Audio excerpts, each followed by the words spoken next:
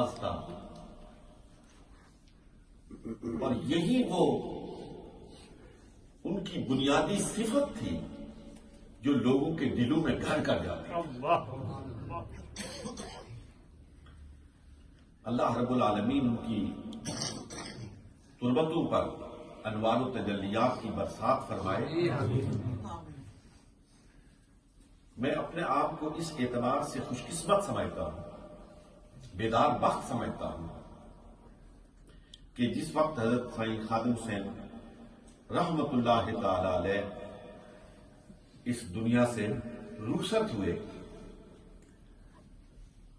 تو حضرت سائیں فاروق صاحب جو میرے عزیز کے والد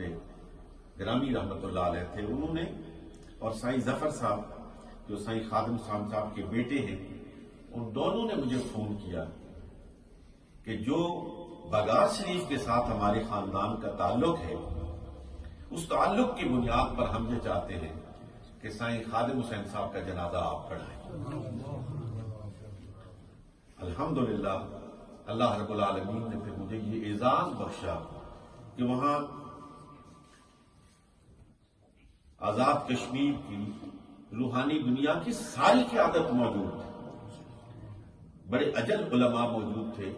مشائخ اعظام موجود تھے، لیکن اس جنازے کی امامت کی سعادت میرے حصے میں آئی۔ اس کا تعلق، اس کی وجہ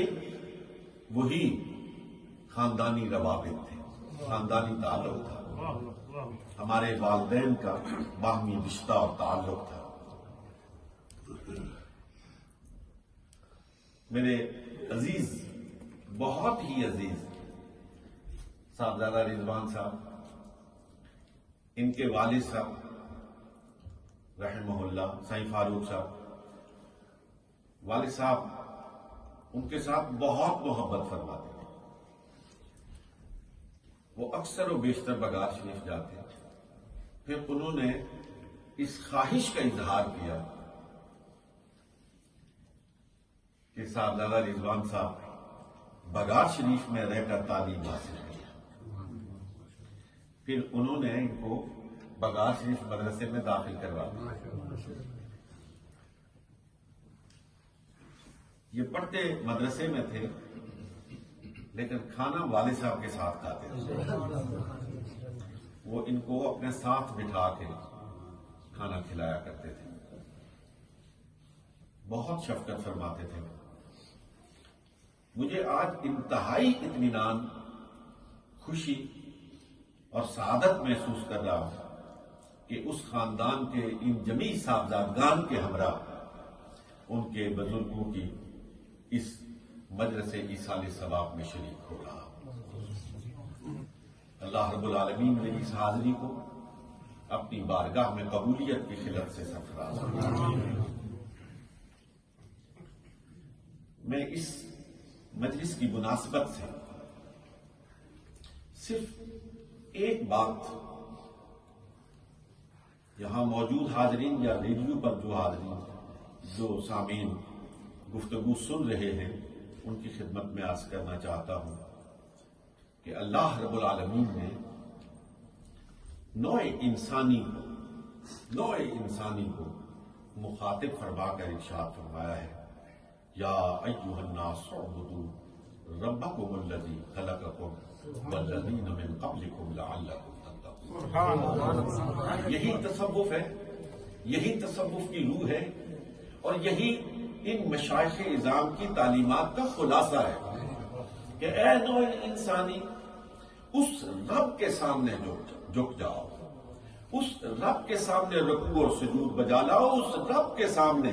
اپنی جبین نیاز کو خاک آلود کر لو